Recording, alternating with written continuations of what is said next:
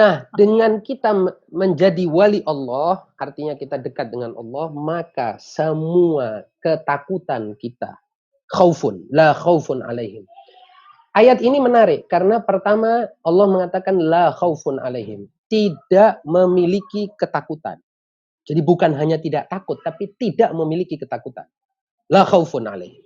Mereka tidak pernah takut. Tidak ada yang mereka takuti. Kenapa mereka tidak takut? Karena mereka yakin bahwa penolongnya adalah Allah Subhanahu wa taala. Bahwa sahabatnya adalah Allah Subhanahu wa taala. Bahwa yang dekat dengan dia adalah Allah Subhanahu wa taala. Jadi mengapa harus takut? Karena Allah pemilik segala sesuatu. Allah yang menguasai segala sesuatu. Allah lah yang menciptakan segala sesuatu. Allah yang tahu nasib segala sesuatu. Allah yang tahu masa lalu, masa kini, dan masa depan. Jadi tidak perlu ada takut. Takut itu datang ketika kita tidak tahu. Benar bahwa manusia atau makhluk manapun tidak akan pernah tahu sesuatu yang akan datang. Tetapi karena orang ini dekat dengan Allah dan Allah dekat dengan dia sedemikian sehingga menjadi wali, dan wali dalam bahasa Arab itu anehnya atau uniknya di dalam bahasa Al-Quran kata wali ini itu bisa bermakna dua. Bisa bermakna hamba dan bisa bermakna tuan. Kenapa? Karena tidak ada tuan yang sejati kecuali memiliki hamba. Dan tidak ada hamba yang sejati kecuali selalu bersama tuannya. Hamba yang tidak memiliki tuan atau jauh dari tuannya adalah hamba yang sedang ingkar dengan tuannya. Atau sedang tidak menjalankan tugas tuannya. Hamba yang sebenarnya, hamba sahaya yang sebenarnya adalah hamba yang selalu menempel dengan tuannya. Sedemikian dalam bahasa Arab, kata wali atau kemudian masdarnya menjadi wilayah, artinya adalah suatu kedekatan yang interaktif, kedekatan bilateral, kedekatan dari dua sisi. Bukan kedekatan salah satunya. Karena pada hakikatnya Allah selalu mengatakan bahwa aku ini dekat dengan kalian. Aku ini, Allah selalu dekat dengan hambanya. Tapi masalahnya yang berbahaya atau masalahnya yang sering kali terjadi dan yang kenyataannya terjadi adalah bahwa hamba itu yang tidak dekat dengan Allah. Hamba itulah yang menciptakan hijab-hijab sedemikian sehingga dia jauh dari Allah dan tidak pernah bisa dekat dengan Allah. Dan perasaannya selalu jauh dari Allah. Perasaannya rahmat Allah itu jauh. Perasaan dia adalah bahwa Allah itu tidak pernah menjawab dia. Perasaan dia adalah bahwa Allah tidak pernah mendengar tangisan dia. Tidak pernah mendengar keluhan dia. Perasaan ini datang dari mana? Perasaan ini datang dari dosa. Perasaan ini datang dari tidak adanya makrifat tentang Allah Subhanahu wa taala. Perasaan ini juga datang dari syirik. Apakah syirik itu tentunya bertingkat-tingkat? Yaitu syirik yang paling rendah adalah syirik menyekutukan Allah, menyatakan bahwa ada dua penguasa di alam. Ada dua pencipta atau tiga pencipta atau empat pencipta. Ada dua atau tiga atau empat atau lima atau berapapun penguasa selain Allah Subhanahu wa taala. Ketika syirik itu menghinggapi jiwa seorang, maka dia akan merasa jauh dengan Allah yang Maha Tunggal, yang Al-Ahad As-Samad itu.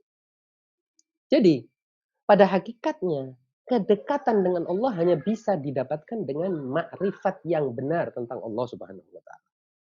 Apabila sudah manusia dekat menjadi wali Allah, maka Allah mengatakan la khaufun alaihim wala hum yahzanun. Mereka kemudian bukan hanya tidak takut, tetapi yang menarik dalam ayat dalam kalimat berikutnya Allah mengatakan walahum yahzanun. Di sini yahzanun itu dalam bahasa Arab artinya fi'il mudhari'. Artinya bukan hanya mereka tidak memiliki ketakutan, mereka juga tidak pernah merasakan huzun. Huzun itu sedih. Itu tadi bahasanya saat pembukaan itu disebut sebagai anxiety, kecemasan. Huzun itu sesuatu yang datang ketika orang merasa kalah, merasa tersingkir, merasa tak mendapatkan apa yang dia inginkan. Maka timbul huzun. Merasa apa yang dia cita-citakan atau ekspektasi dia tidak pernah ada.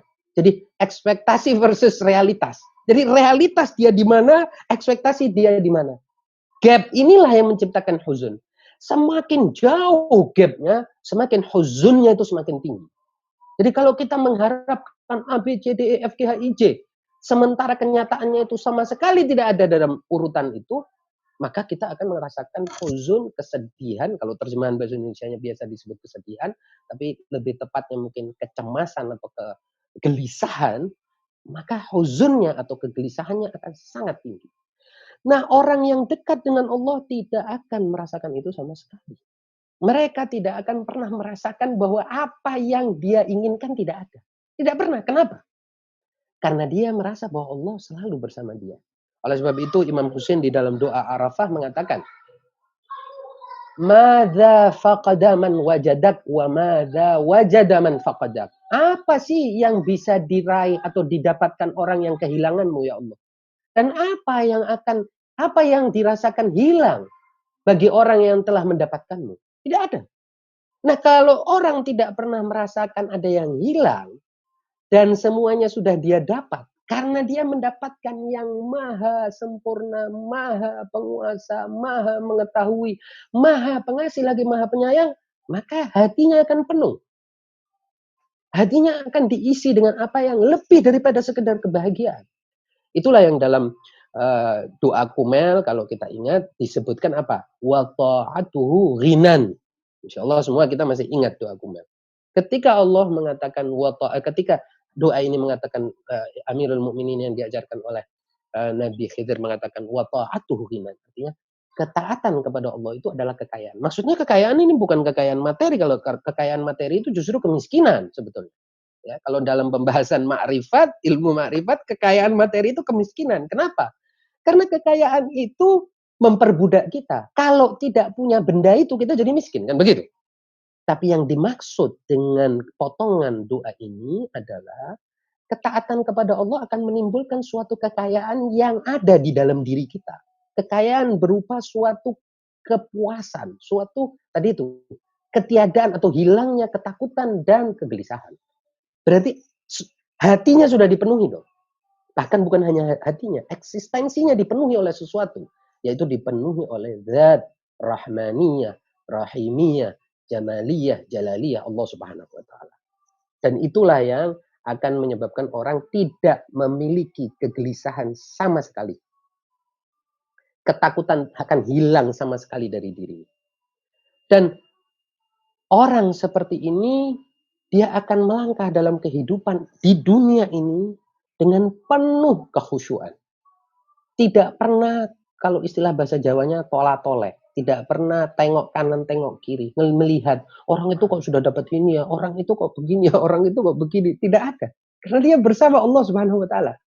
Coba sekarang kita berikan ilustrasi sederhana.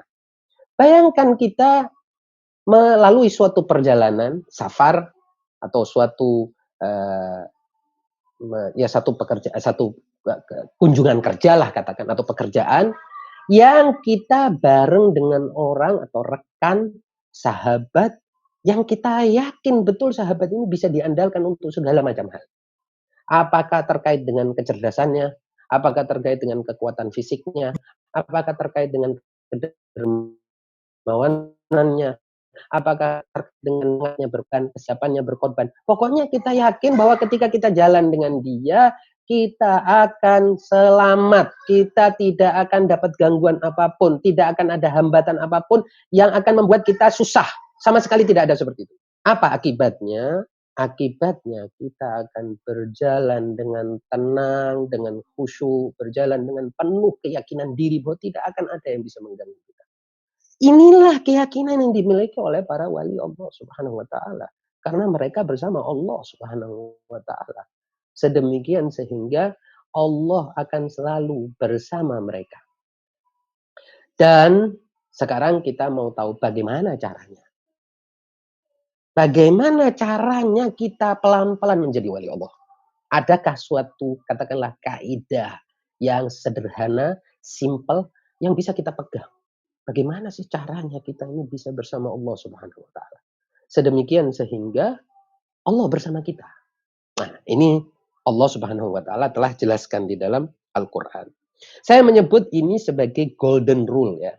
Kita sebut aja ini sebagai kaidah emas, kaidah pokok dalam berhubungan dengan Allah Subhanahu wa Ta'ala. Nah, di dalam berhubungan dengan Allah, Allah Subhanahu wa Ta'ala telah memberikan kita petunjuk, kaidah, dasar, prinsip yang kalau kita jalani maka kita akan merasakan. Tentu ini tidak ada suatu yang instan. Tidak mungkin itu instan karena mustahil. Kalau instan Allah tidak adil. Karena manusia ini kalau diberi instan dia akan lupakan.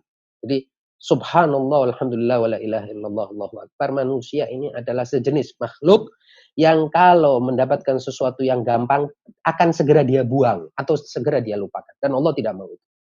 Dan itu adalah suatu penghinaan bagi Allah Subhanahu wa taala. Kalau memberi kedekatan dengan hamba pada hambanya dengan cara yang mudah, itu akan menjadi suatu hal yang murahan. Ini barang gratis itu kan selalu saja murah, tidak ada harganya. Coba kita hirup udara ini karena gratis. Kapan kita pernah berpikir setiap kali kita menarik atau menarik nafas kita mengucapkan syukur kepada Allah, membuang nafas kita ucapkan syukur kepada Allah? Kapan? Tidak ada. Karena kita anggap ini gratis.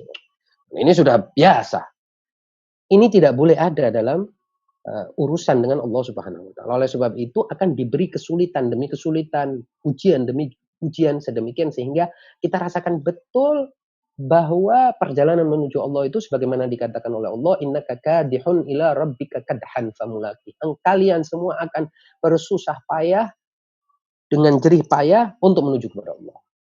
Jadi harus susah. Tapi seperti yang tadi saya katakan, ada kaidah-kaidah yang Allah berikan.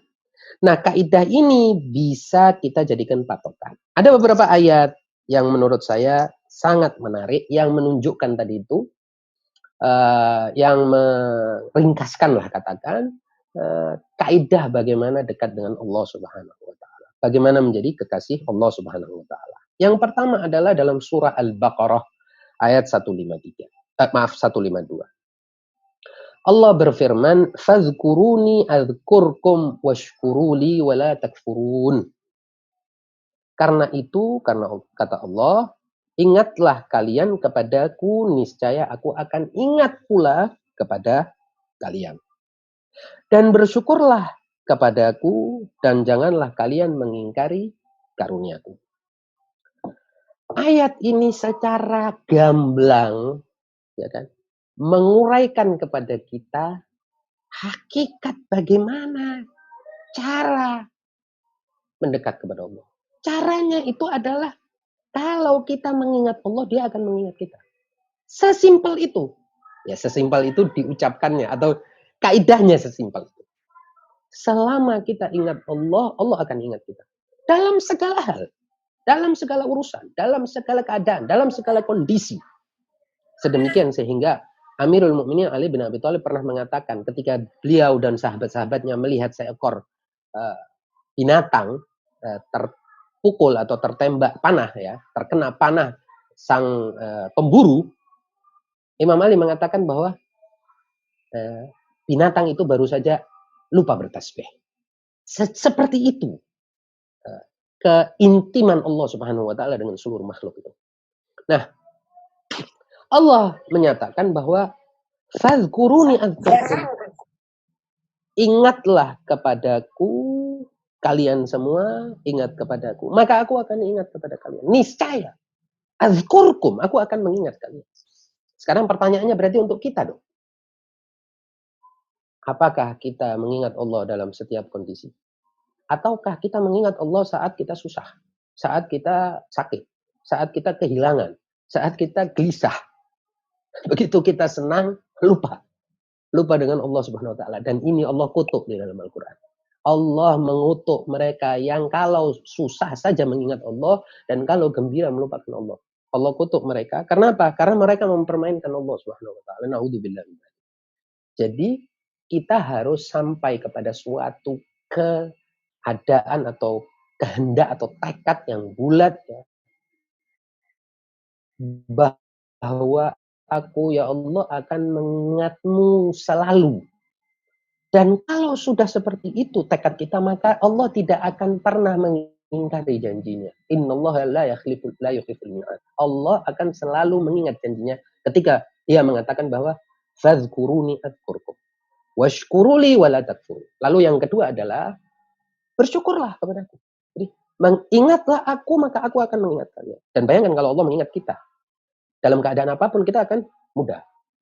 Bahkan Allah dalam ayat lain mengatakan intan surullah yansurkum. Kalau kalian menolong Allah, maka Allah akan menolong kalian. Ini juga bagian dari golden rule itu. Jadi ini seperti Allah Subhanahu wa taala itu seperti mengilustrasikan kepada manusia.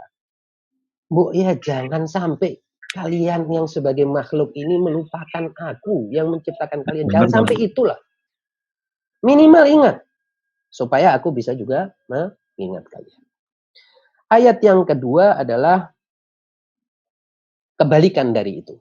Jadi ayat yang kedua ini memperkuat golden rule ya dalam ayat yang pertama, tapi dalam sisi negatifnya. Ketika Allah berfirman, wala takunu kalladzina nasullaha fa'ansahum anfusahum ulaika humul fasiqun. Dan janganlah kalian seperti orang-orang yang lupa kepada Allah. Lalu Allah menjadikan mereka lupa kepada diri mereka sendiri.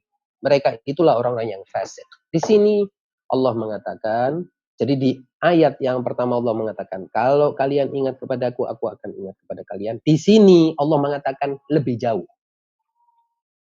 Bagaimana kalau orang lupa dengan Allah? Allah bilang kalau seorang hamba lupa dengan Allah, maka Allah akan melupakan mereka dengan diri mereka sendiri. Bukan hanya mereka akan lupa dengan Allah, tapi dengan diri mereka sendiri, mereka akan lupa.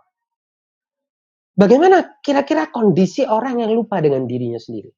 Kalau kita bayangkan apa jadinya orang lupa dengan dirinya sendiri. Kalau sekarang ini, zaman sekarang kita semua hidup di suatu masa di mana kalau kita lupa dengan handphone aja kita bisa blingsatan, ke kacau, nggak tahu mau ngapain. Saya kira ini berlaku untuk rata-rata kita. Artinya kalau kita lupa dengan alat saja yang kita butuhkan, kita akan kacau. Bisa-bisa tersesat. Tidak tahu mau kemana. Ini Allah bilang apa? Jangan kalian lupakan Allah. Kalau kalian lupakan Allah, maka Allah akan melupakan kalian dengan diri-diri kalian. Bayangkan manusia berjalan, tubuhnya berjalan di bumi ini, tapi lupa dengan dirinya. Ini seperti, maaf ya, kalau istilah sekarang ini zombie-zombie yang hidup dan tidak tahu mau kemana. Dia dikendalikan oleh apa, dia sendiri tidak tahu. Tidak punya kesadaran bahkan. Tidak punya perasaan. Tidak tahu apa yang harus dipikirkan. Tidak tahu apa yang harus dikonsepkan. Tidak punya tujuan. Inilah yang Allah bilang.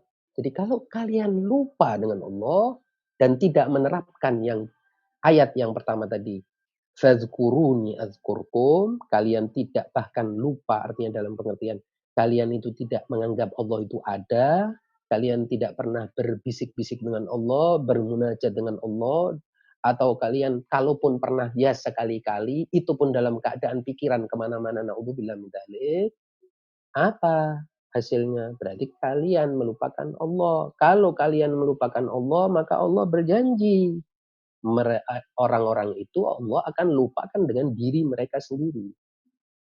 Orang yang telah dilupakan oleh Allah tentang dirinya sendiri tidak akan pernah hidup dalam keadaan normal.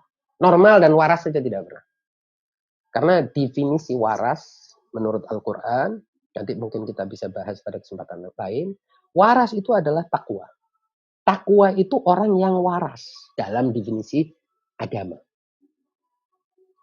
Jadi orang yang tidak waras artinya orang yang tidak tahu tujuan hidup, tidak tahu bagaimana rasanya, tidak punya perasaan, dan dia hanya bisa dicekoki, mohon maaf, hanya bisa dikendalikan oleh nafsu dan iblisnya, setannya. Jadi dia seperti benda saja, benda yang diremut dari jauh. Dia sendiri tidak tahu mau kemana.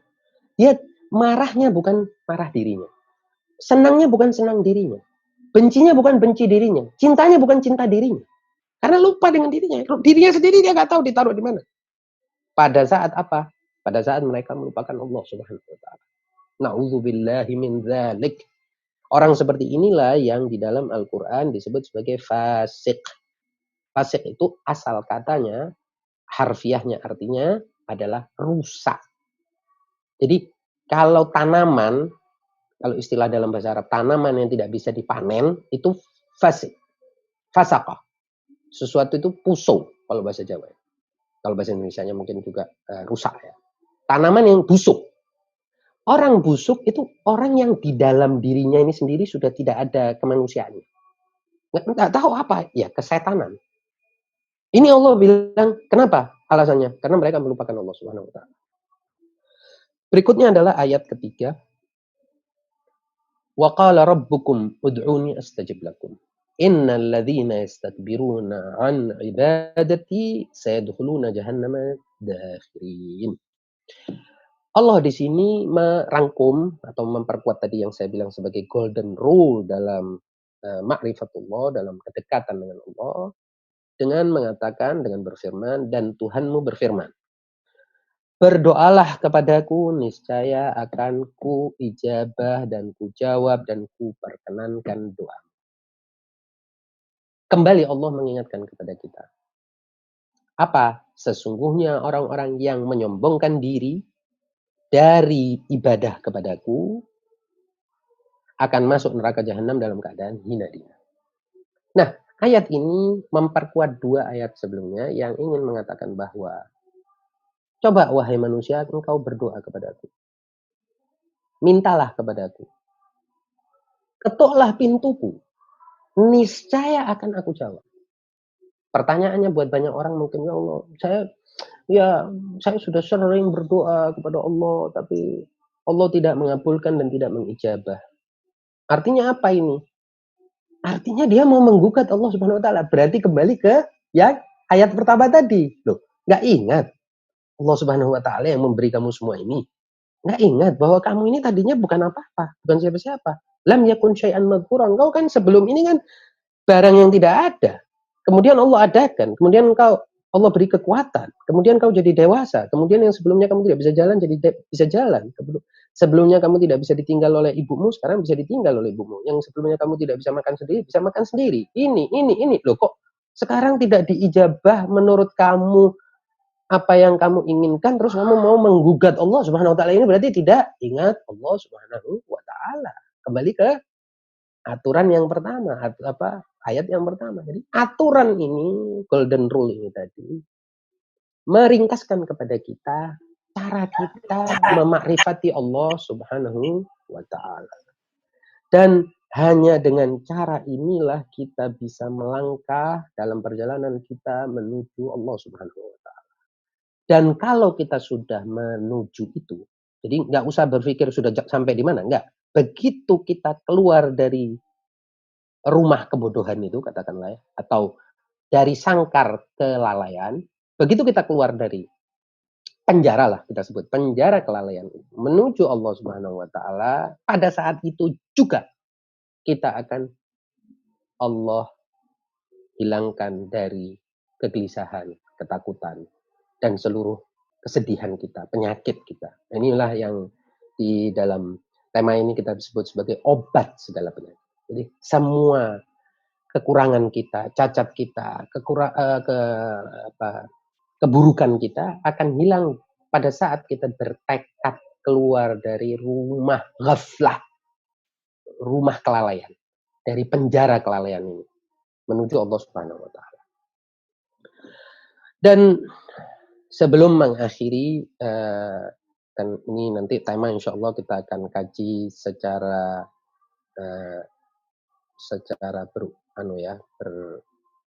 berangkai ya, terangkai dengan dua kajian selanjutnya. Meskipun kita mix saja semuanya, nanti kita jadiin bahan yang tema-tema ini jadi tema yang tidak terlalu sistematis karena tidak ada waktu untuk sistematika. Nah, sebelum saya akhiri kajian ini, saya ingin melengkapi doa bagaimana manusia berdoa kepada Allah Subhanahu wa taala. Doa ini Allah mengajarkan doa-doa di dalam Al-Qur'an. Dan kalau kita baca doa-doa di dalam Al-Qur'an dan juga di dalam teks-teks dan buku-buku Ahlul Bait alaihimussalam, doa-doa itu sebetulnya juga ma'rifat Allah, pengenalan terhadap Allah. Doa-doa itu berisi bagaimana seorang hamba berhubungan dengan Allah dan bagaimana seorang hamba itu merasakan lezatnya kedekatan dengan Allah Subhanahu wa taala. Lezatnya berhubungan dengan Allah Subhanahu wa taala. Doa-doa ini ibaratnya adalah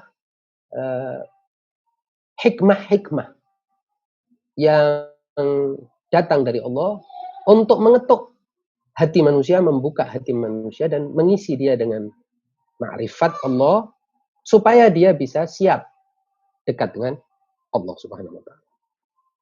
Sedemikian sehingga jangan merasa kecil hati, apalagi sok menggugat kalau ada kita berdoa yang isinya keinginan kita lalu Allah tidak ijabah. Karena apa? Karena banyak sekali keinginan kita itu sebetulnya justru buruk dan betul-betul memerosokkan kita kepada kehancuran. Keinginan kita belum tentu sesuatu yang baik.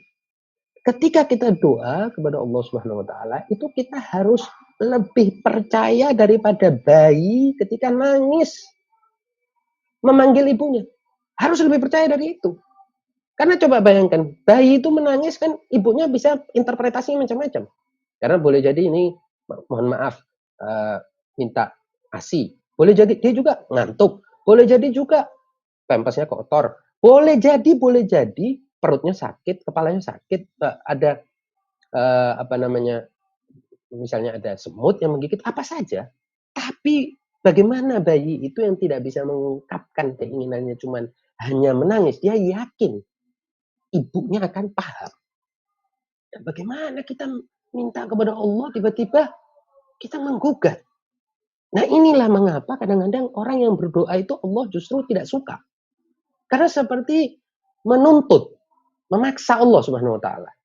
Sesuatu yang Allah pastinya lebih tahu apa kepentingan kita, apa kebutuhan kita. Nah, ini yang pertama, adab doa. Jadi adab doa itu kita jangan menggugat, berprasangka macam-macam ketika kita tidak mendapatkan apa yang kita inginkan. Itu yang pertama. Yang kedua adalah mengikuti doa seperti yang diajarkan oleh Allah Subhanahu wa taala dalam Al-Qur'an maupun dalam ajaran Ahlul Bait yang indahnya luar biasa, yang luar biasa juga dalam maknanya. Yang ketiga, jangan mengubah doa-doa itu. Yang menarik misalnya dalam sebuah riwayat Imam Ja'far Shadiq ya mengatakan kepada salah seorang sahabatnya sebuah riwayat dalam sebuah riwayat beliau mengatakan satusibukum syubhatun fatabquna bila ilmin wala imamin la yanju minha illa man da'a bi du'ail gharik. Jadi Imam Ja'far Shadiq itu mengajarkan kepada salah seorang muridnya sebuah doa. Tapi sebelumnya Imam Ja'far Shadiq mengatakan bahwa kalian akan berada di suatu syubha atau kalian akan terkena suatu syubha. Syubha itu apa? Syubha itu ketidakjelasan. Mana yang benar, mana yang salah, mana yang baik, mana yang buruk. Ini problem. Kita menghadapi suatu ketidakjelasan. Nah, Imam Ja'far Shadiq mengatakan kalian akan tertimpa ketidakjelasan itu. Suatu zaman kapan saja ya akan tertimpa itu. Sedemikian sehingga kalian tidak punya pengetahuan untuk melihat, memprediksi, meramalkan apa yang akan terjadi, mengetahui apa yang terjadi, tidak punya. Juga tidak ada imam yang membimbing, memberi petunjuk dan seterusnya.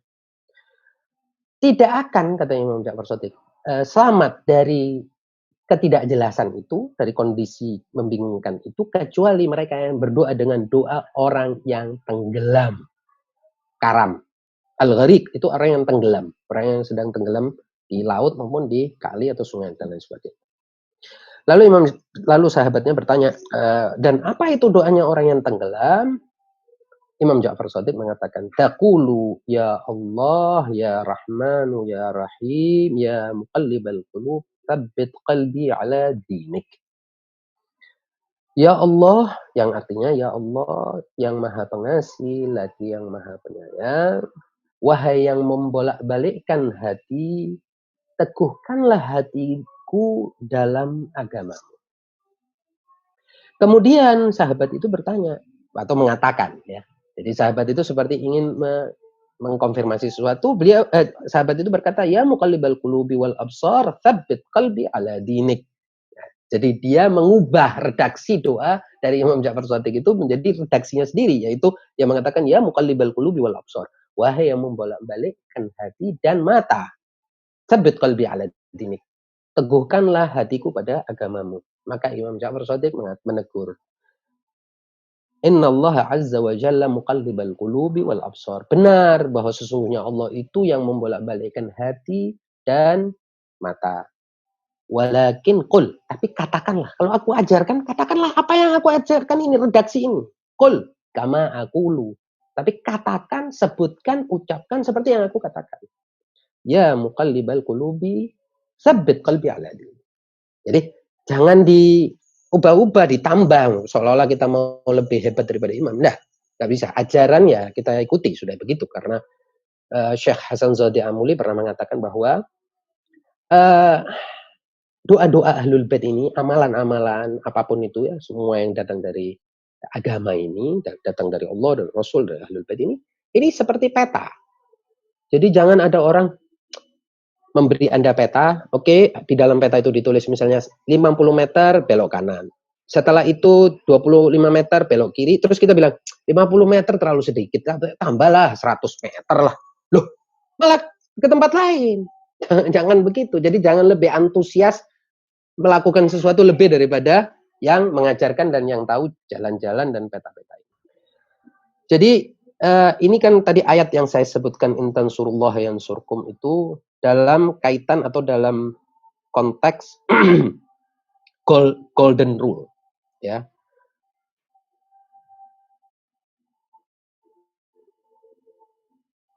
Yaitu bahwa dalam segala hal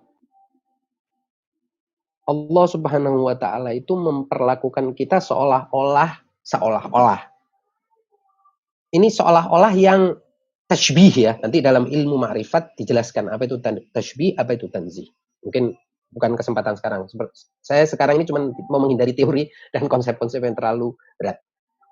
Jadi Allah Subhanahu wa taala kadang-kadang itu mengumpamakan. Mengumpamakan belum tentu seperti itu kejadiannya, tapi mengumpamakan. Supaya apa? Supaya masuk di kepala manusia. Karena manusia kan ilmunya terbatas, akalnya juga terbatas. Kemampuannya memahami juga terbatas. Misalnya ketika seolah-olah Allah menempatkan dia berpartner dengan hamba dalam melakukan sesuatu. Berpartner. Jadi seolah-olah seperti yang tadi disebutkan, in tansurullaha yansurkum. Jika kalian menolong Allah, Allah akan menolong kalian. Apakah mungkin Allah Subhanahu wa taala yang sedemikian seperti pertanyaan ini, yang sedemikian kuasa melakukan segala-galanya butuh bantuan pertolongan manusia? Iya, dari sisi Allah Subhanahu wa taala itu memang sudah sangat jelas bahwa Allah wallahu ghaniyun 'anil 'alamin. Artinya Allah itu tidak membutuhkan segala sesuatu. Tapi mengapa ayat ini berbunyi seperti ini? Ini ayat ajakan. Dan ini bentuk dari rahmat, kasih sayang, kelembutan Allah Subhanahu wa taala dalam memperlakukan hambanya. Karena tidak ada, kita kan membayangkan ada kelembutan, kasih sayang, itu A, B, C, D, E, orang ini penuh kasih sayang. Loh, ini Allah Subhanahu wa taala sumbernya kasih sayang. Jadi bagaimana dia yang maha memiliki segala sesuatu seperti mengajak kawan untuk saling membantu dalam berbuat kebaikan. Subhanallah, subhanallah, subhanallah. Hanya Allah yang mau seperti itu. Menurunkan, mohon maaf ya, menurunkan seolah-olah derajat kekuasaan yang tidak terbatas itu sedemikian sehingga jadi partnernya manusia dalam berbuat baik. Raja aja nggak mau begitu. Kadang-kadang kalau kita lihat di sebuah negara, penguasa presiden tidak mau dijatuhkan oleh gubernur, atau gubernur tidak mau dijatuhkan oleh bupati. Bupati tidak bisa, tidak mau dianggap sama dengan pegawai. Tapi Allah Subhanahu wa taala beda dengan segala penguasa yang lain. Dan di sini salah satu maknanya, itu tadi saya bilang. Makna Allah itu mengajak kita untuk sama-sama. Seperti yang tadi saya sebutkan. Fadhkurun apa? Tadi ayatnya yang dalam surat maaf. Fadhkuruni adzkurkum. Ingatlah kepadaku, aku akan ingat kepada kalian. Jadi meminta kerjasama. Subhanallah, subhanallah. Ini Allah Subhanahu wa taala. Ini Allah kita. Ini bagian dari makrifat. Itu Allah maunya begitu. Dalam ayat lain, dalam suatu peperangan, ya, ketika Allah Subhanahu wa taala menjelaskan tentang suatu peperangan kepada Rasul, itu Allah mengucapkan sesuatu yang indah sekali. Tapi mungkin bukan tempatnya di sini kita jelaskan, tapi sekedar saya sebutkan aja ayatnya karena terlalu indah. Allah Subhanahu wa taala mengatakan wa ma ramaita idza ramaita walakin Allah rama. Wahai Nabi, engkau wa ma ramaita. Engkau tidak melempar itu panah. Idz ramaita, pada saat engkau melempar. Tetapi Allah lah yang melempar. Walakinnallaha rama, tapi Allah yang melempar. Ini bagaimana ini? Pada saat yang pertama Allah menegasikan. Bukan kamu ya yang melempar. Wa ma ramaita, engkau tidak melempar wahai Nabi. Idz ramaita, pada saat engkau melempar. Oh, berarti kan di sini dia mengafirmasi. Jadi di sini dia menafikan, di sini mengafirmasi.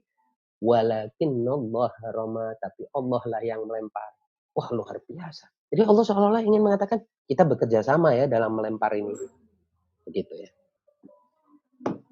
Iya, ada pertanyaan kedua nih Ustaz. Katanya bagaimana tips atau tahapan-tahapan umum seseorang untuk memulai mencapai ma'rifatullah? Apakah cukup dengan membaca buku-buku agama? Ya, jadi ma'rifatullah itu perjalanan sepanjang hidup kita. Sampai kita mati, bahkan kaum urafa, ahli-ahli makrifat mengatakan bahkan setelah kita mati pun perjalanan itu tidak akan pernah berhenti. Nanti di alam kubur ada pelajaran untuk memakrifati Allah. Nanti setelahnya ada pelajaran, setelahnya ada pelajaran. Walhasil ini perjalanan abadi. Kenapa perjalanan ini abadi? Karena Allah itu maha segala-galanya, mutlak. Nggak bisa kita bilang selesai pengetahuan saya tentang A. Sekedar ilustrasi, saya kebetulan tadi pagi berbicara dengan seorang ahli, salah satu orang yang paling ahli, dokter ahli jantung di Indonesia. Nggak tahu nih orangnya hadir di sini apa, mungkin enggak juga ya.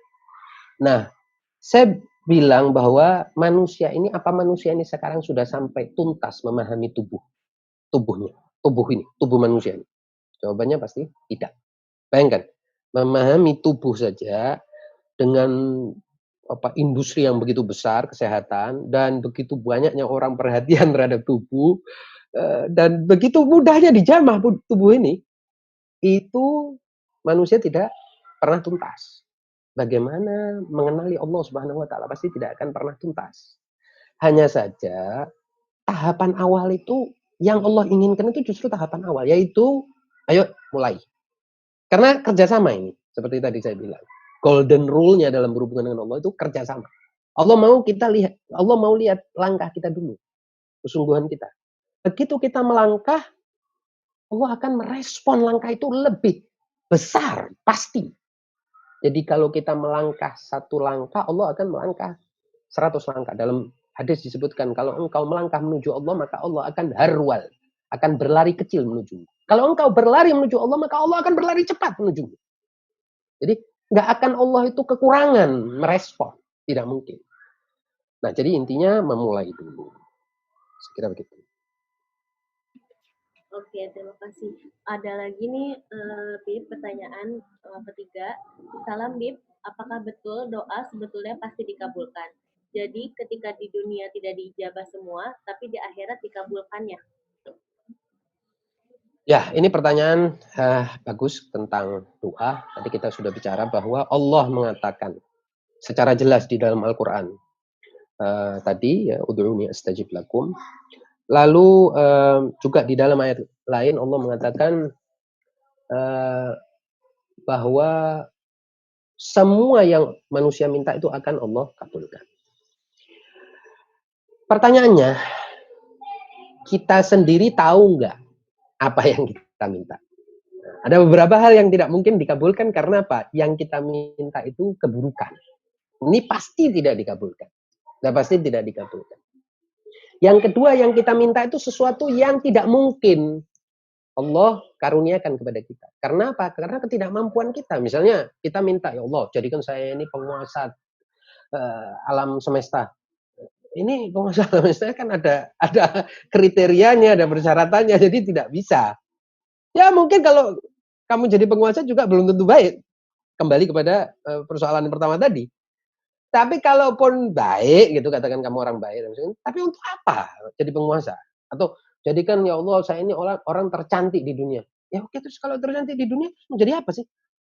Kan harus, nah oleh sebab itu doa ini harus benar-benar kita tahu. Sedemikian sehingga ketika Allah mengabulkan itu Allah mengabulkannya dengan hikmah dan pengetahuannya akan kebaikan kita. Nah, ada pun hal yang ketiga, yaitu doa yang memang baik buat kita.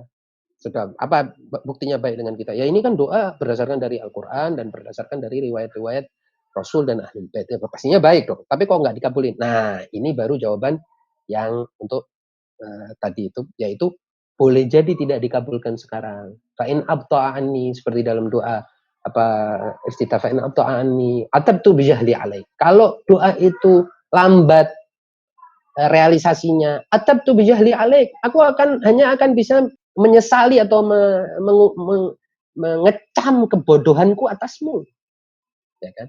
Karena engkau pasti tahu yang mana yang mau kau percepat ijabahnya dan mana yang kau lambatkan. Contoh, kita mungkin minta misalnya rizki dari Allah Subhanahu Wa Taala sebagaimana diajarkan oleh Ahlul Bait. Jadi menarik ya bahwa minta rizki itu bagian dari ajaran Ahlul Bait. Jadi minta rizki, minta sehat. Orang itu nggak boleh minta sakit. Ya Allah, saya kepingin cepat dekat denganmu, kasih saya sakit biar cepat mati. Itu nggak boleh. Begitu juga nggak bisa orang bilang, ya Allah kasih saya kemiskinan biar saya betul-betul dekat dan betul-betul menyatu dengan. Enggak begitu caranya berdoa. Itu doa orang bodoh. Harusnya minta rezeki, kalau ada rezekinya bagi ke orang. Itu baru benar kan gitu. Nah, kalau sehat ya bantu orang yang sakit supaya nanti kamu kan lemah juga. Nah, kalau kita minta rezeki, minta sehat dan lain sebagainya, dan tetap keadaan kita tidak langsung jreng dapat, itu barangkali apa? Barangkali Allah simpan ijabah doa kita untuk suatu saat ketika kita lebih membutuhkan ijabah doa itu terhadap kita. Jadi bukan sekarang. Dan ini contohnya banyak. Dan Imam Ali Zainal Abidin itu mengajarkan kepada kita. Misalnya, Imam Ali Zainal Abidin mengatakan, ya Allah jadikanlah kekayaan terbanyakku, ya, terbesarku, kekayaanku itu pada saat aku lemah, pada saat aku sudah tua. Artinya apa? Doa ini mengajarkan kepada kita suatu ilmu. Kalau berharta banyak di saat muda jangan bangga, justru harus khawatir. Jangan-jangan sebentar lagi habis uangnya. Sebentar lagi habis hartanya, sebentar lagi habis kesempatan-kesempatannya. Maka dari itu Imam Ali Zainal Abidin mengatakan apa? Mengajarkan apa? Ya Allah berikanlah harta terbanyakmu pada saat aku lemah. Ya gimana? Kenapa? Ya pada saat aku lemah aku kan butuh orang. Kalau aku butuh orang, aku harus mungkin membayar orang itu, harus memberi orang itu. Kesibukan orang itu harus aku gantikan dengan hartaku dan lain sebagainya. Saya kira begitu ya. Pertanyaan selanjutnya, salam Ustadz, saya ingin bertanya soal kekayaan materi adalah kemiskinan bagi ilmu makrifat. Sementara saya pernah diajarkan bahwa kita harus kaya dari semua sisi, kaya ilmu, kaya materi, dan lain-lain. Dan maksudnya, kemiskinan dari ilmu makrifat bisa dijelaskan lebih detail, Ustadz? Oke. Jadi begini, kekayaan hakiki itu adalah kekayaan yang datangnya dari dalam diri kita. Ya, ingat ya, datangnya dari dalam diri kita. Bukan kekayaan yang di luar diri kita. Kalau kekayaan itu di luar diri kita, berarti pada saat harta atau kekayaan itu tidak di dekat kita, kita jadi apa dong? Miskin. Berarti hakikatnya kita miskin. Maka dari itu orang dalam kenyataan hidup, kalau orang semakin banyak butuh pada benda, semakin lemah dia. Misalnya, dia butuh, seperti saya, butuh pada kacamata. Ya berarti matanya lemah. Butuh kepada tongkat, berarti kakinya lemah. Butuh pada kendaraan, berarti kakinya juga lemah. Butuh pada ini, butuh pada ini, butuh pada ini, berarti kelemahan-kelemahan dirinya semakin banyak. Sebaliknya, orang yang tidak membutuhkan sesuatu, berarti ada kekayaan di dalam dirinya. Itulah yang hakikatnya kekayaan. Jadi di dalam dirinya ada daya-daya yang sudah teraktualisasi sehingga dia tidak butuh kepada apapun. Disitulah Rasul Shallallahu Alaihi Wasallam mengajarkan kepada kita dalam sebuah hadis yang kadang-kadang kontroversial, Allahumma ja'alni miskinan wa amitni miskinan wahsyurni ma'al masakin. Jadi ya Allah jadikanlah aku orang miskin, hidup bersama orang miskin dan nanti dibangkitkan bersama orang miskin. Maksudnya orang miskin ini apa? Orang yang kaya dari dalam dirinya tapi miskin dalam pandangan orang. Karena banyak ya orang itu kelihatannya kita anggap miskin padahal dia lebih kuat fisiknya dari kita, dia lebih tidak mudah nangis, tidak cengeng, tidak mudah mengeluh, tidak pernah susah, selalu bahagia, mudah memberi, mudah. Kenapa? Karena dia tidak merasa benda-benda di sekitarlah yang memperkaya dia, tapi apa? Dia sendiri kaya dari dalam dirinya. Nah, kaya dari dalam dirinya tuh datangnya dari mana? Pastinya dari ilmu, pasti. Itu karena di dalam diri. Ilmu kan nggak hilang kalau kita lagi jalan-jalan. Ilmu kan bersama kita, bukan kita taruh di kulkas atau di bank. Ilmu ada di dalam diri. Juga makrifat, nah itu yang paling penting sebetulnya, makrifat Allah, ilmu yang paling penting kan ilmu tentang Allah Subhanahu wa taala. Itu kalau kita punya itu, tentunya kita akan kaya. Lalu juga spiritualitas. Kalau kita sudah biasa suluk, riyadhah, kita biasa seperti ibadah puasa ini ibadah memperkaya diri, jangan salah. Ini ibadah kalau dalam bahasa Ibn Arabi, ibadah ini kan tafsir saum itu dalam menurut Ibn Arabi apa? As-saumu itu secara harfiah artinya adalah dua. Pertama, menahan diri dari perbuatan, al-kaffu anil fi'li, dan yang kedua adalah al-irtifa atau ar-rif'ah, yaitu menaikkan diri kita. Jadi kalau kita tidak makan, kata Ibn Arabi, artinya kita mengurangi sesuatu yang harusnya masuk, berarti kita apa? Mencari makanan dari dalam ruh kita. Ketika kita mencari makanan dari dalam ruh kita, kita mengaktualisasikan asupan-asupan yang sumbernya adalah diri kita sendiri. Ini panjang ya, tapi intinya kita menjadi kenyang dengan sesuatu yang di dalam meskipun kita lapar dari asupan yang ada di luar kita. Itu berarti kaya dalam pengertian yang sebenarnya. Ini pertanyaan yang terakhir mungkin ya teman-teman.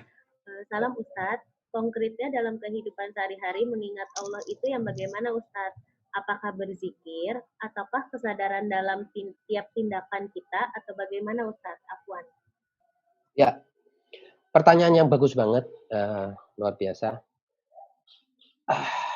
Mengingat Allah itu harus dengan segenap dimensi kita. Tidak boleh hanya salah satunya. Jadi tidak boleh kita hanya berzikir dengan mulut, pada kenyataannya hati kita lalai. Begitu juga tidak hanya mengingat Allah dengan hati, mulut kita, mohon maaf, mengucapkan hal yang tidak baik. Kenapa? Karena kita ini adalah makhluk yang akan selalu memiliki zahir dan memiliki batin. Itu selalu. Karena kita bukan zat yang ghaibul ghuyub. Kita bukan makhluk gaib. Kita makhluk yang material.